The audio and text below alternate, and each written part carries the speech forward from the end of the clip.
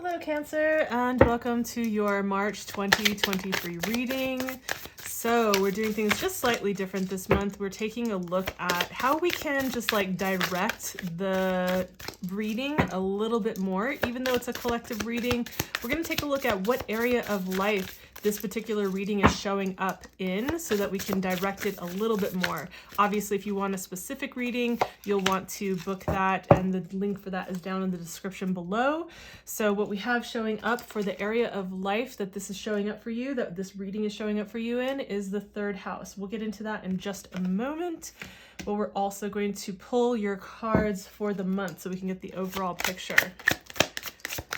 So we'll be taking a look at, as we have been, the beginning, middle, and end of the month. What is showing up? What's the progression? What are the themes that are coming up for you?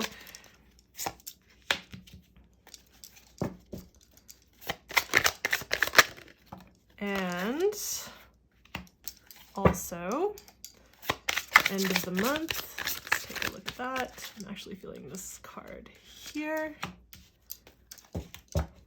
So far seeing a good amount of pentacles going on. So looking at the challenge that's coming up as well.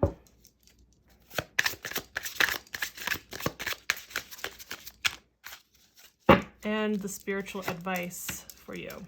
Okay, so let's take a look at each of these in a bit more, like a little more in depth. Just want to make sure that those are in frame for you. Okay.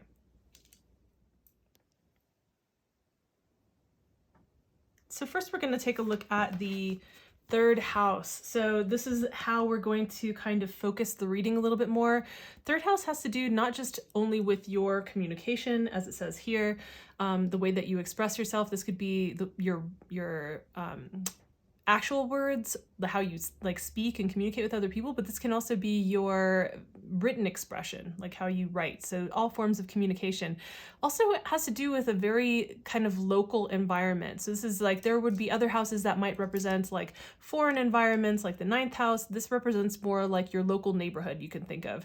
And also relationships that are either siblings or sibling-like. So maybe like friends that feel like a brother or sister or something like that, right? So this is the area of life that we're looking at. So take this information and apply it to like how that is applicable. Also, you know, like when I talk about communication, this could also have to do with, you know, maybe the area of life where that is really something prominent that you deal with consistently. Maybe you're a communication coach. Maybe you are a writer, right? A journalist or something like that, right? So that's another way that you can also look at this. So I think that gives you enough of an idea of what this is about, what area to kind of apply this to. So see where you can find how this resonates with that particular, like those themes in those areas of your life. So the first card out that we have for the beginning of the month is the Six of Pentacles. Then we move into the King of Wands, and then we also have the Ten of Pentacles. The challenge that we see coming up is the Nine of Cups, and the Fool being your spiritual advice. Right off, I'm just going to say that I see some internal power dynamics that are happening for you, some questioning that's going on, and having to do with what it is that you're building towards. So we'll get into that a little bit more, see how this resonates with you. It is a collective reading for Sun or Rising. Gemini, I would say, yeah, maybe you could look at this for Moon, but honestly, really just look at it for your Sun or Rising is what I would recommend. So first card out that we're looking at is the Six of Pentacles. So with the Six of Pentacles, we're looking at that dynamic of give and take and equanimity. So does it feel balanced, right? Like maybe with your communication with people who are like friends in your life, or like siblings in your life, friends like that, or siblings or people in your immediate environment, your local, like your neighborhood, your local community, neighbors, things like that. That could have to do with that. But this is also about just like, we're looking at the pentacles, we're looking at our resources and the give and take that we have. And this could also have to do with your energy, right? How much energy you're putting into something versus how much you are getting a return on that, you know. And it doesn't have to be tit for tat in life. Like that's definitely not something that I'm a fan of, is doing this like tit for tat kind of tallying when it comes to our experiences with other people. However, it is like there is this balance of looking at like, well, what actually feels like what feels like this is worth continuing to invest, the level of time, energy, or other resources that I'm putting into this particular connection, or this commitment that I've made, or this project, or whatever it is, right? So there's something about that that's coming up for you in the beginning of the month. It could have to do with actual financial resources. It could have to do with something like that, like whether, someone's borrowing a bunch of money from you and not really like paying you back, or it's always like kind of going in one person's always kind of like talking about their life and you never really get to talk about yours. Like, just see that in, just try to give examples as much as I can when I'm doing readings that are collective, so that you have an idea of like how you can apply this to your life. When we move into the middle of the month, we're looking at the King of Wands. And, the King of Wands definitely feels to me like about coming into a sense of personal power around what we're creating, right? This is a place of leadership and taking leadership in your life, right? And that could be taking leadership in a project, taking leadership in your community, taking leadership in some way, but doing it in a way where you're really stepping into your personal power and your confidence for what you're going to be creating next. Now, one of the reasons that I actually say that is because we're seeing in the end of the month, you have the 10 of Pentacles, and the 10 of Pentacles is about building that long lasting, you're building for the long haul. You're building for, one could look at this as like your legacy, but this is something that will stand the test of time, something that is going to be able to be either passed on, generationally, or something that's going to, it's something long lasting and grounded and stable, right? Like creating that stable foundation. This could also, again, have to do with finances, physical resources, the physical world, because we're looking at Earth and the Pentacles, right? So this could be land or property, or straight up finances, like straight up money, right? So this could have to do with that, but it doesn't have to be applied in that way. But this is about what you're looking to build, and for those of you who are looking at this in terms of like relationships with friends, or relationships in general, right?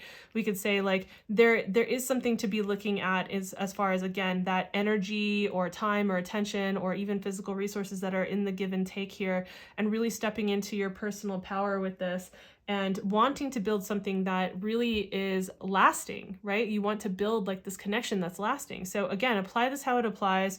One of the things that I'm seeing coming up for you as a challenge is the 9 of Cups, right? And so with the 9 of Cups, what we're looking at here is, I think there is doubt coming through about whether or not this is achievable, whether, this is something that you're going to be able to create, like whether it's feasible. Like, are you in la la land and just dreaming about this, or is this actually something that can come to fruition? And so you might have some doubts coming up about whether it's actually achievable or not.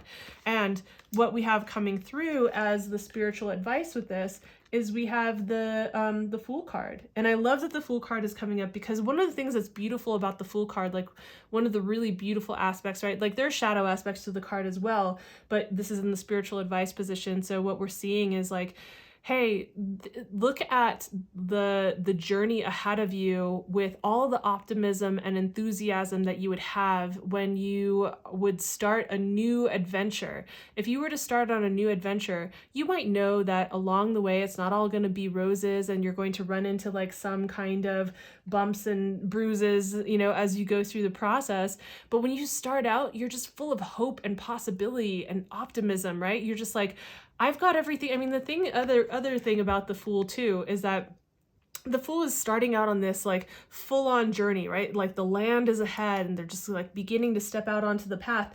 It's not like the Fool's carrying a bunch of stuff with them, right? They know that they have everything that they need to start this process. Like, I have enough, I've acquired enough of the wisdom or skills that I need to actually start the path. You may not have everything you need for the entire journey or to be a master right now, to have mastered it and created the end product or the end goal of what it is that you want immediately. But your guides are telling you to like remember to step into a place of possibility possibility, right? Step into a place of possibility and enthusiasm and optimism about the path that you're stepping onto and moving on, right? That's the part that's probably going to help carry you through things, right? Think about, people who start, it's not I know it's kind of just popular over the last, especially like decade or so, but, it's like not everyone's meant to be an entrepreneur, but some people who are starting their own businesses or side hustle, it's like the things that carry you through to the other side is often like there is something that feels hopeful, something that you feel is possible, that you're reaching towards, right? So remember those things, be in touch with those things to help carry you forward. If you haven't already checked out your new moon reading that happened towards the end of February, you can check that out if you want to kind of get a sense of like how this is progressing. I will also be putting out the full moon readings on the 7th of March so that they're up and ready for you guys there. Otherwise, I will see you in the next video, whichever one you end up watching. So I hope that this was helpful, and let me know how you guys like this style, and I will see you in the next video. All right, bye.